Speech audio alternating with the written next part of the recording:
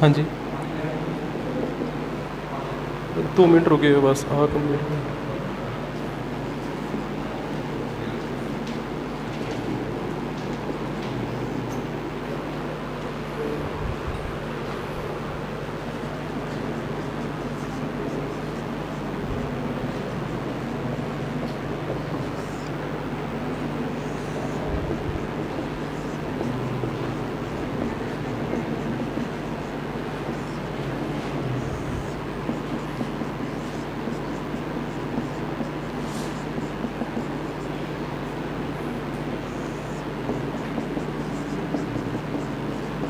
है ना छोटिया छोटिया टर्म्स आ ਜਿਹੜੀਆਂ ਤੁਸੀਂ ਪਹਿਲੋਂ ਵੀ ਦੇਖੀਆਂ ਹੋਣਗੀਆਂ।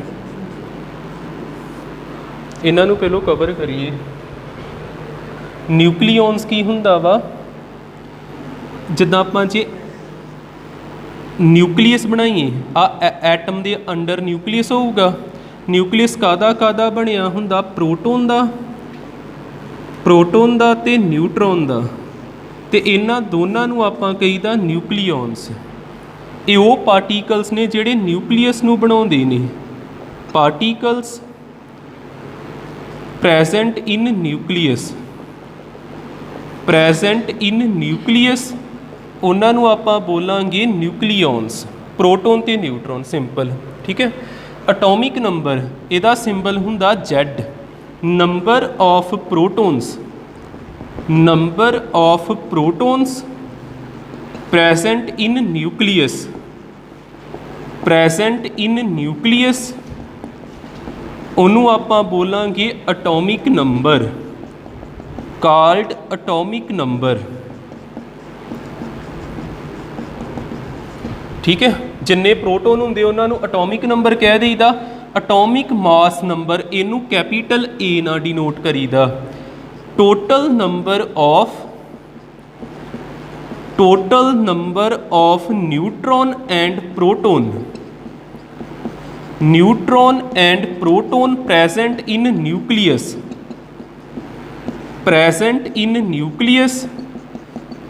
ਉਹਨੂੰ ਆਪਾਂ ਬੋਲੀਦਾ atomic mass number, called atomic mass number. A ਨਾਲ ਡਿਨੋਟ ਕਰੀਦਾ। ਤੇ A ਕਿਹਦੇ ਇਕੁਅਲ ਆ, ਕਿੰਨੇ ਪ੍ਰੋਟੋਨ ਆ ਤੇ ਕਿੰਨੇ ਨਿਊਟਰੋਨ ਆ, ਦੋਨਾਂ ਦਾ ਸਮ। ਇਹਦੇ ਤੋਂ ਇਹ ਪਤਾ ਲੱਗ ਜਾਂਦਾ। ਆਈਸੋਟੋਨ ਉਹ ਹੁੰਦੀਆਂ ਸਪੀਸੀਸ ਵਿਚ ਹੈਵ ਸੇਮ ਨੰਬਰ ਆਫ ਨਿਊਟਰੋਨ।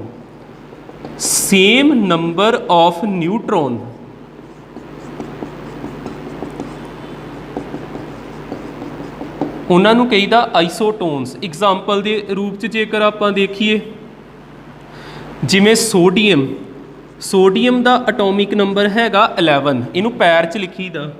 ਜਿਹੜਾ ਅਟੋਮਿਕ ਨੰਬਰ ਹੁੰਦਾ ਵਾ, ਆਪਾਂ ਕੋਈ ਵੀ ਐਟਮ ਹੋਵੇ, ਸੋਡੀਅਮ, ਕਾਰਬਨ, ਬੋਰੋਨ, ਜਿਹੜਾ ਮਰਜੀ, ਉਹਦੇ ਪੈਰ ਦੇ ਵਿੱਚ ਲਿਖੀਦਾ ਆਪਾਂ ਇਸ ਤਰ੍ਹਾਂ ਅਟੋਮਿਕ ਨੰਬਰ ਆਫ ਪ੍ਰੋਟੋਨਸ।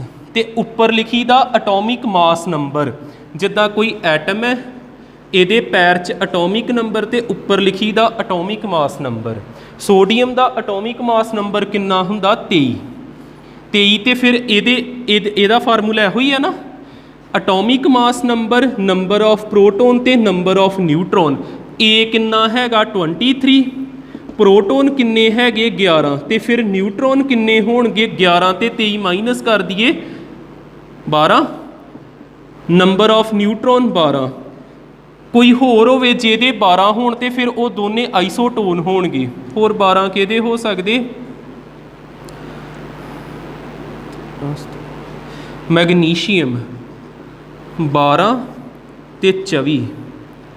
ਇਹਦਾ ਅਟੋਮਿਕ ਨੰਬਰ 12 ਤੇ ਮਾਸ ਨੰਬਰ ਹੁੰਦਾ 24। ਤੇ ਫਿਰ ਇੱਥੇ 12 + 12 ਹੀ 24 ਬਣਿਆ ਨਾ। ਇਹਦੇ ਵੀ ਨੰਬਰ ਆਫ ਨਿਊਟਰੋਨ ਕਿੰਨੇ ਨੇ 12, ਤੇ ਇਹ ਦੋਨੇ ਇੱਕ ਦੂਜੇ ਦੇ ਕੀ ਹੁੰਦੇ, ਆਈਸੋਟੋਨ। ਆਈਸੋਟੋਪ ਜਿੱਥੇ ਕੀ ਹੁੰਦਾ ਵਾ, ਅਟੋਮਿਕ ਮਾਸ ਨੰਬਰ ਡਿਫਰੈਂਟ ਹੁੰਦਾ ਤੇ ਨੰਬਰ ਆਫ ਪ੍ਰੋਟੋਨ ਸੇਮ ਹੁੰਦੇ। Z ਕੀ ਹੁੰਦਾ ਸੇਮ, A ਕੀ ਹੁੰਦਾ ਡਿਫਰੈਂਟ। ਜਿਵੇਂ ਕੈਲਸ਼ੀਅਮ ਨਹੀਂ, ਹਾਈਡਰੋਜਨ ਦੇ ਪ੍ਰੋਟੀਅਮ, ਡਿਊਟੀਰੀਅਮ ਤੇ ਟਰਾਈਟੀਅਮ। ਕਾਰਬਨ ਦੇ ਵੀ 3 ਆਈਸੋਟੋਪ ਹੁੰਦੇ। कार्बन का एटॉमिक नंबर 6 ਇਹਦਾ 12 ਇਹਦਾ 13 ਇਹਦਾ 14 Z डिफरेंट हो गया, Z सेम आ तो A डिफरेंट हो गया 1 1 1 Z सेम A कितना हैगा वा ਇਹਦਾ 1 ਇਹਦਾ 2 ਇਹਦਾ 3 हो जाऊगा क्लीयर। ठीक है, आइसोटोप की होंगे जिन्हों का Z सेम होंगे A डिफरेंट होंगे, एटॉमिक नंबर सेम आ तो एटॉमिक मास डिफरेंट है। तो आइसोबार ये ओपोजिट जिमें मैं इत्थे लिखा कैल्शियम तो आर्गन, आर्गन का atomic number 18 mass number 40, calcium का 20 तो यदा भी 40 होंगे, आ चीज़ रल गई Z डिफरेंट हो गया, ये होंगे आइसोबार्स। इस Z की होना जे डिफरेंट, A की होना वा सेम। इन्हां दी एग्जाम्पल होगी आइसोमर, बिस्मथ, दूसरा भी बिस्मथ, बिस्मथ का atomic number 83 mass number 214, atomic number 83 mass number 214। वेखो कोई फर्क नहीं रहेगा, इन्हों कहीदा आइसोमर, फर्क कित्थे पैंदा वा। बिस्मथ आपां गीगर मार्सटन एक्सपैरीमेंट किया ही, आप एक एक्सपैरीमेंट पढ़िया ही गीगर एंड मार्सटन, उस बिस्मथ रखिया ही तो उहदे विच्चों अल्फा रेस निकलदियां ही, अल्फा रेस। हुण इस बिस्मथ विचों अल्फा रेस हो सकता एमिशन उन्हां दा घट हुंदा वे, इहदे चों काफ़ी ज़्यादा होवे।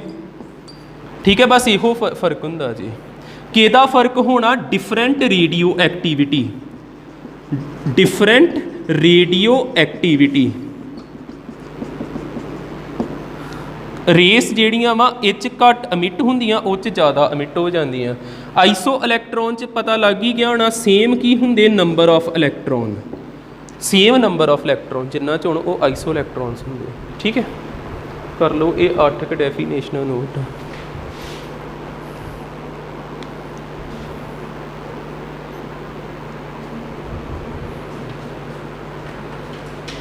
एक छोटी जी डेरीवेशन समझियो, न्यूक्लियस का रेडियस पता करना जे आपां, न्यूक्लियस भी स्फेरिकल ही हुंदा।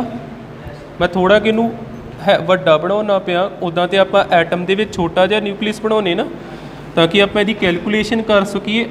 इहदा रेडियस आर कैलकुलेट करना आपां, की फार्मूला बनूगा, कैपीटल आर मान लैने इनू।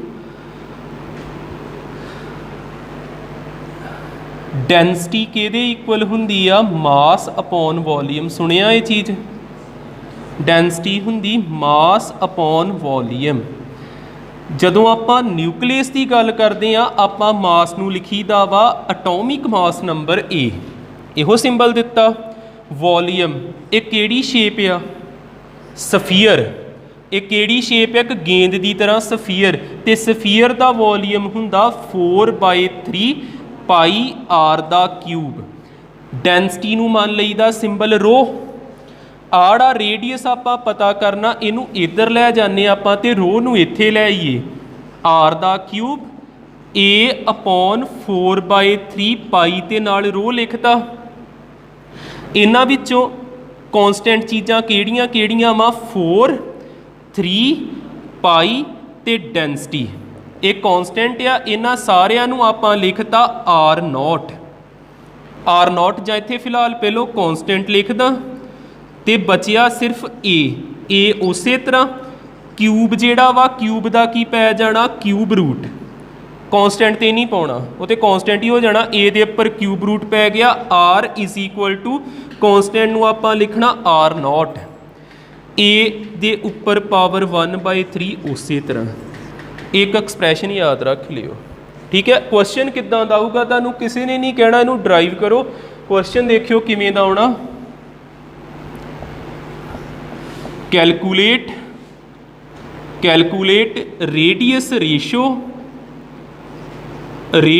रेशो ऑफ अलूमीनियम ते एक आपां लिख लैने आ कोई अलूमीनीयम के नाल सोडियम लिख लेने। सोडियम का एटॉमिक नंबर 11 तो मास नंबर 23, ਇਹਦਾ 13 तो मास नंबर हुंदा 27। ਆਪਾਂ ਇੱਥੇ इदां ਦਾ लिखिए ਜਿਹੜਾ ਬਾਅਦ 'ਚ ਇਹਨਾਂ ਦੀ ਕੈਂਸਲੇਸ਼ਨ ਹੋ ਜੇ। सोडियम ना लिख के ਆਪਾਂ लिखते हैं जिद्दां 27 का क्यूब रूट ਆਪਾਂ ਕੱਢ ਲਾਂਗੇ ना, 27 का क्यूब रूट आ जाना 3, ਇੱਥੇ ਆਪਾਂ ਕੋਈ x ਲਿਖ ਲੈਨੇ, x ਲਿਖ ਲੈਨੇ, ਇੱਥੇ 64 ਲਿਖ ਦਿੰਦੇ ਆ, ਜਿਹੜਾ ਮਰਜ਼ੀ ਹੋਵੇ x ਦੇ ਉੱਪਰ 64, ਇੱਥੇ ਇੱਥੋਂ ਦੀ ਸਾਨੂੰ ਲੋੜ ਹੀ ਨਹੀਂ ਪੈਣੀ। ਮੈਂ ਸਿਰਫ ਸਮਝਾਉਣਾ ਹੀ ਆ ਕੁਐਸਚਨ ਕਿੱਦਾਂ ਦਾ ਆ ਸਕਦਾ। ਤੁਸੀਂ ਇਹਦਾ r ਲਿਖੋ, r ਕਿਹਦੇ ਇਕੁਅਲ, r x ਦਾ r0 ਤੇ ਜਿਹੜਾ ਵੀ a ਹੁੰਦਾ ਉਹਦੀ ਪਾਵਰ 1/3, ਇਹੋ ਫਾਰਮੂਲਾ ਨਾ, ਠੀਕ ਆ। ਦੂਜੇ ਦਾ r ਲਿਖਦੇ ਅਲਮੀਨੀਅਮ ਦਾ, ਅਲੂਮੀਨੀਅਮ ਦਾ ਇਹਦਾ ਕਿੱਦਾਂ ਲਿਖਾਂਗੇ, r0 ਤੇ ਹੇਠ ਵਾਲੇ ਦੀ ਲੋੜ ਨਹੀਂ ਪੈਂਦੀ, ਕਿੰਨਾ 27 ਪਾਵਰ ਕਿੰਨੀ ਆ 1/3। ਇਹਨਾਂ ਦੀ ਰੇਸ਼ੋ ਪਤਾ ਕਰਨੀ, rx ਦੇ ਹੇਠਾਂ ral ਆ ਜਾਣਾ, ਕੈਂਸਲ ਹੋ ਜਾਣਗੇ। ਉੱਪਰ ਕਿਹੜੀ ਚੀਜ਼ ਆ, 64 ਦਾ ਕਿਊਬ ਰੂਟ ਤੇ 27 ਦਾ ਕਿਊਬ ਰੂਟ। 64 ਦਾ ਹੁੰਦਾ 4 ਤੇ 27 ਦਾ ਹੁੰਦਾ 3, 4 ਰੇਸ਼ੋ 3 ਆਨਸਰ ਆ ਗਿਆ। ਤੁਹਾਨੂੰ ਇਹੋ ਜਿਹਾ ਕੁਐਸਚਨ ਆ ਸਕਦਾ। ਹੋ ਗਿਆ ਕਲੀਅਰ ਨਾ, ਠੀਕ ਹੈ। ਹੁਣ ਆਹ ਦੇਖਿਓ r0 ਬਾਰੇ ਹੋਰ ਵੀ 2-4 ਗੱਲਾਂ। ਜਿਹੜਾ r0 ਆ ਇਹਦੀ ਵੈਲਿਊ 1.1 ਤੋਂ ਲੈ ਕੇ 1.2 ਤੱਕ ਹੋ ਸਕਦੀ। ਦੇਖੋ ਇੱਥੇ ਤੇ r0 ਕੈਂਸਲ ਹੋ ਗਿਆ।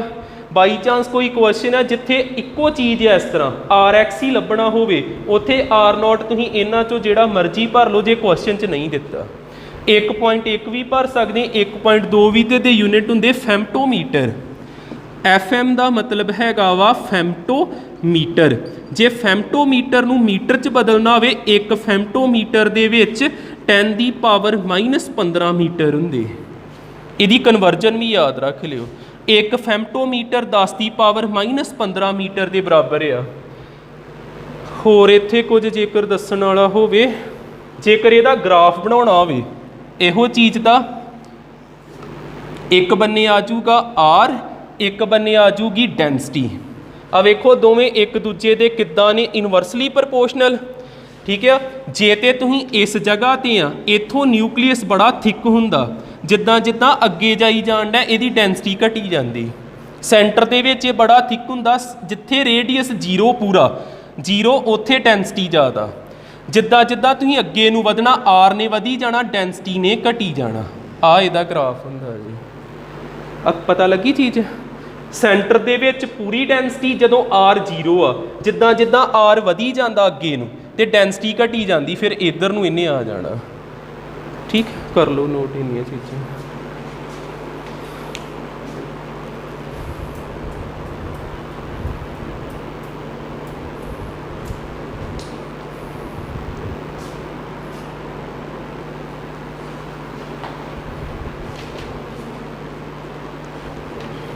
देखियो बाइंडिंग एनर्जी, इनू वर्डिंग विच बाद च लिखते, पहलों डायग्राम तो समझो। इनू जिदा अपने कोल हैगा न्यूक्लीयस, ये बड़ा कंपलैक्स जिहा टॉपिक है, ध्यान रखोगे पता लगूगा फिर। न्यूक्लीयस इहदे विच किहड़ी किहड़ी चीज़ आ, प्रोटोन, प्रोटोन ते एक मेनली हुंदा न्यूट्रॉन। प्रोटोन जेड़े आ इन्हां दा भार हैगा 10 ग्राम, न्यूट्रॉन जेड़े इन्हां दा भार हैगा 10 ग्राम, ते दोनों नूं ऐड करके न्यूक्लियस दा भार किन्ना निकल गया। आपां मास नंबर कढ़दे हुंदे ना, A = इन्हां दा जे 10 आ भी 10 आ, 10 ग्राम, ते टोटल किन्ना हो गया 20 ग्राम। ठीक है, ये तो आपां फार्मूले के अकॉर्डिंग कढ़ लिया। फिर इस न्यूक्लियस नूं एक डिवाइस के उपर मेजर किया गया जिन्हों स्पैक्ट्रोमीटर कहते हैं। अकॉर्डिंग टू स्पैक्ट्रोमीटर, अकॉर्डिंग टू स्पैक्ट्रोमीटर ਇਹਦਾ मास किन्ना आया, मास ऑफ न्यूक्लियस = 18 ग्राम। जे फार्मूले के अकॉर्डिंग कैलकुलेट करिए 10 ਦੇ 10 किन्ना हो गया 20 ग्राम, मशीन के उपर मेजर करिए तो किन्ना आ जाता 18 ग्राम। तो इनू कहीदा मास डिफैक्ट। जिमें न्यूक्लियस जेड़ा ही न्यूक्लियस ਇਹਦਾ भार किन्ना आया स्पैक्ट्रोमीटर ते 18 ग्राम, तो उदा किन्ने ग्राम ही 20 ग्राम। ਇਹਦੇ ਵਿੱਚ किन्ना डिफैक्ट आया 2 ग्राम का। तो आ जिहड़ी चीज़ हुंदी इनू आपां की बोली दा मास डिफैक्ट। मास डिफैक्ट ते ਇਹਦਾ नाम ही हुंदा बाइंडिंग एनर्जी। बाइंडिंग एनर्जी ਹੁਣ ਦੇਖਿਓ ਇਹਦੀ statement, energy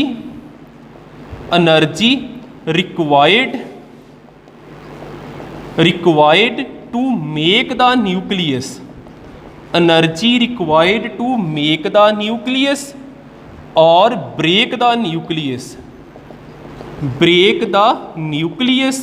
called binding energy,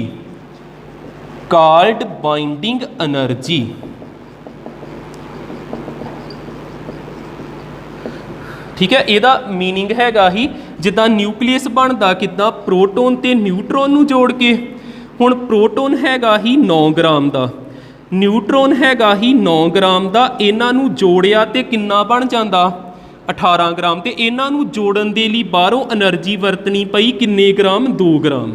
तां करके टोटल किन्ने ग्राम बन गया, 20 ग्राम। ये जुड़ गए तो एक न्यूक्लियस तैयार हो गया। Energy required to make the nucleus, ਉਹਨੂੰ ਕਹੀਦਾ ਬਾਈਂਡਿੰਗ એનર્ਜੀ, ਠੀਕ ਹੈ। ਉੱਦਾਂ ਸਾਨੂੰ ਲੱਗਦਾ ਪਿਆ ਸੀ ਵੀ 20 ਗ੍ਰਾਮ ਆਉਣਾ ਚਾਹੀਦਾ ਵਾ, ਪਰ ਅਸਲ 'ਚ ਇਹ ਵੀ 9 ਗ੍ਰਾਮ ਦਾ, ਇਹ ਵੀ 9 ਗ੍ਰਾਮ ਦਾ, ਬਾਹਰੋਂ ਕੋਈ ਮਿਨੀਮਮ એનર્ਜੀ ਰਿਕੁਆਇਰਡ ਆ ਜਿੰਨੇ ਇਹਨੂੰ ਬਣਾ ਦਿੱਤਾ। ਜਾਂ ਤੇ 2 ਗ੍ਰਾਮ ਇਹਨੂੰ ਇਹਦੇ ਵਿੱਚ ਪਈ ਹੋਊਗੀ એનર્ਜੀ ਤੇ ਜੁੜ ਗਏ ਹੋਣਗੇ, ਜਾਂ 2 ਗ੍ਰਾਮ ਪੈ ਕੇ ਇਹਨੂੰ ਤੋੜਿਆ ਹੋਊਗਾ, ਮੇਕ ਦਾ ਨਿਊਕਲੀਅਸ ਜਾਂ ਬ੍ਰੇਕ ਦਾ ਨਿਊਕਲੀਅਸ। ਕੁਝ ਹੋਇਆ ਕਲੀਅਰ, ठीक है। दिमाग च रखो बाइंडिंग एनर्जी की आ, energy required to make the nucleus, जां उन्नी एनर्जी नाल आपां न्यूक्लियस तोड़ भी सकते हैं जिन्नी एनर्जी नाल जोड़िया है। मैं ग्राम नूं एनर्जी क्यों कही जाना, जिदा एनर्जी के यूनिट तो होंगे जाउल, इत्थे मैं मास नूं ही की कहना पिया वां एनर्जी। तुसीं आइनस्टाइन की इक्वेशन देखी होनी, E = mc²। देखी किते इक्वेशन, ठीक है ना। ये रैलेटिव थ्योरी च हुंदी आ। आइनस्टाइन की इक्वेशन E = mc²। E का मतलब की हैगा एनर्जी, M का मतलब हैगा मास, ते C कॉन्सटेंट हुंदा स्पीड ऑफ लाइट। फिर आपां एनर्जी ते मास नूं रिलेट कर सकते हैं, ठीक। करो नोट ये चीज़ां, मेन आ डेफिनेशन जे दी।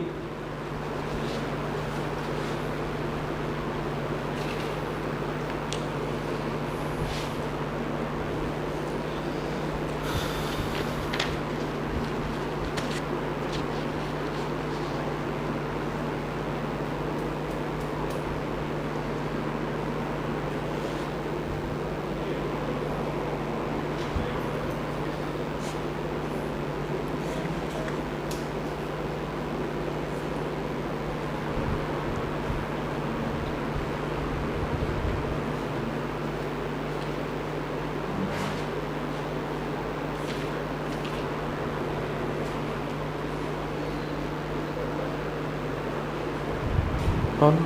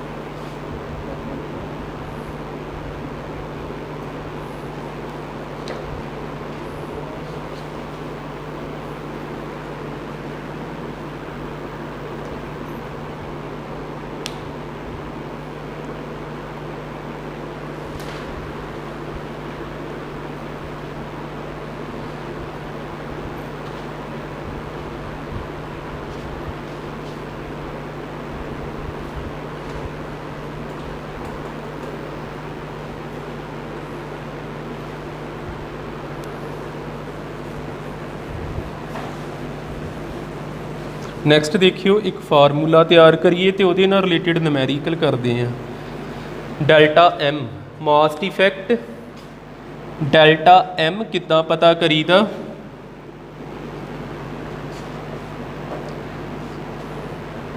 ਨੰਬਰ ਆਫ ਨਿਊਟਰੋਨ, ਨਿਊਕਲੀਅਸ ਦੇ ਵਿੱਚ ਕਿਹੜੀ ਕਿਹੜੀ ਚੀਜ਼ ਆ? ਨਿਊਟਰੋਨ ਤੇ ਪ੍ਰੋਟੋਨ। ਨੰਬਰ ਆਫ ਨਿਊਟਰੋਨ ਤੇ mass of neutron. Number of neutron ਕਿੰਨੇ ਆ ਤੇ ਉਹਨਾਂ ਦਾ mass plus number of proton, proton ਦਾ ਸਿੰਬਲ ਕੀ ਹੁੰਦਾ? Z, ਤੇ ਮਾਸ ਆਫ ਪ੍ਰੋਟੋਨ। ਠੀਕ ਹੈ, ਆ Z ਪਤਾ ਲੱਗ ਜੂਗਾ ਨਾ ਪ੍ਰੋਟੋਨ ਦੇ ਲਈ ਜੇ, ਤੇ ਮਾਈਨਸ ਕਰ ਦੇਣਾ ਕੈਪੀਟਲ M।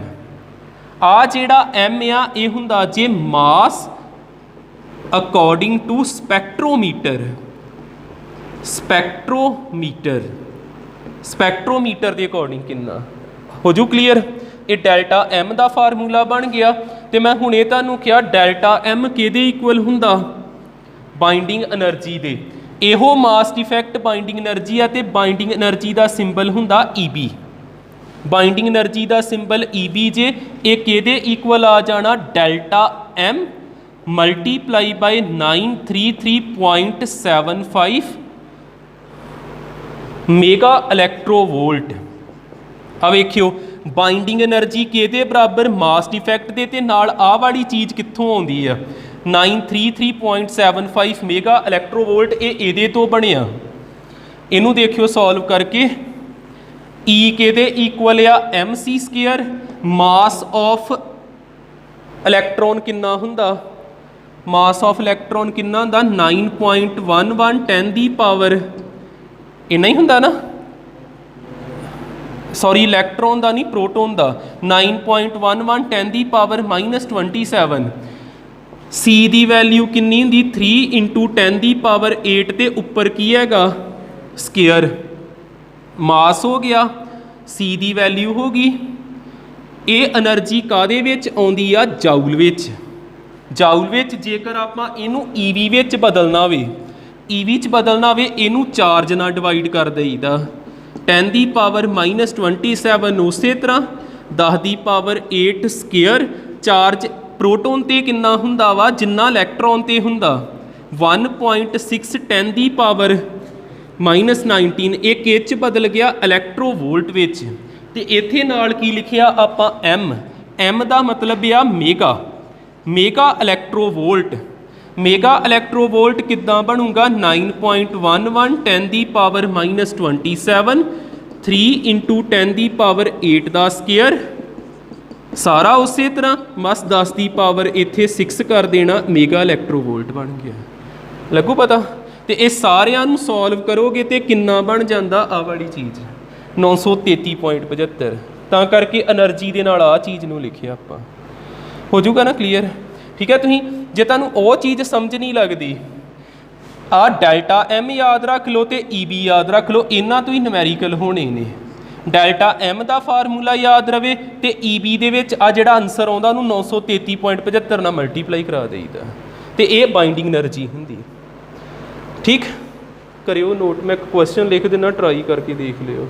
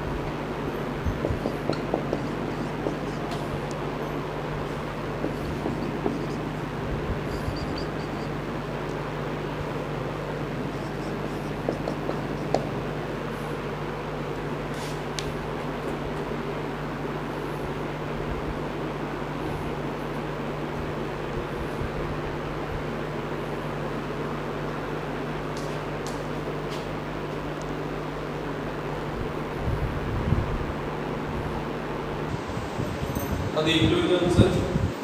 ਸਭ ਤੋਂ ਪਹਿਲਾਂ ਜੇ ਈਵੀ ਕੱਢਣਾ ਤੇ ਸਾਨੂੰ ਡੈਲਟਾ ਨੂੰ ਚਾਹੀਦਾ, ਤੇ ਡੈਲਟਾ ਦਾ ਫਾਰਮੂਲਾ ਹੈਗਾ ਡੈਲਟਾ ਐਮ ਹੋਊਗਾ ਨੰਬਰ ਆਫ ਨਿਊਟਰੋਨ ਤੇ mass of neutron number of proton mass of proton minus mass spectrometer ਦੇ ਅਕੋਰਡਿੰਗ ਆ ਜੇ ਮਾਸ ਆ ਜਿਹੜਾ ਇੱਧਰ ਲਿਖਿਆ ਇੱਥੇ ਭਰ ਦੇਣਾ 34.9800। ਇਹਦੇ ਚ ਨੰਬਰ ਆਫ ਨਿਊਟਰੋਨ ਤੇ ਪ੍ਰੋਟੋਨ ਕਿੰਨੇ ਹੋਣਗੇ, ਨੰਬਰ ਆਫ ਪ੍ਰੋਟੋਨ ਕਿੰਨੇ ਆ ਜਿਹੜਾ ਪੈਰ ਚ ਲਿਖਿਆ ਹੁੰਦਾ 17, ਫਿਰ Z ਦੀ ਜਗ੍ਹਾ ਤੇ ਆਪਾਂ 17 ਭਰ ਦਾਂਗੇ, ਤੇ ਮਾਸ ਪ੍ਰੋਟੋਨ ਦਾ ਕਿੰਨਾ ਦਿੱਤਾ ਅਗੇ ਉਹ m ਹੀ ਦਿੱਤਾ ਨਾ proton the 1.00783। Number of neutron ਕਿੰਨੇ ਚ ਨੰਬਰ ਆਫ 18। ਬਿਲਕੁਲ ਇਹਨਾਂ ਨੂੰ ਮਾਈਨਸ ਕੀਤਾ 35 ਤੋਂ 17 ਕੱਢਤੇ 18 ਰਹਿ ਜਾਣੇ, ਤੇ ਨਿਊਟਰੋਨ ਦਾ ਭਾਰ ਕਿੰਨਾ ਦਿੱਤਾ ਵਾ 1.00866। ਇਹਨਾਂ ਨੂੰ ਸੋਲਵ ਕਰਕੇ ਜਿੰਨਾ ਆਨਸਰ ਆਊਗਾ ਉਹਨੂੰ ਕਿੰਨੇ ਨਾਲ ਮਲਟੀਪਲਾਈ ਕਰਾ ਦੇਣਾ 933.75 ਦੇਣਾ। ਮੇਗਾ ਇਲੈਕਟ੍ਰੋਨ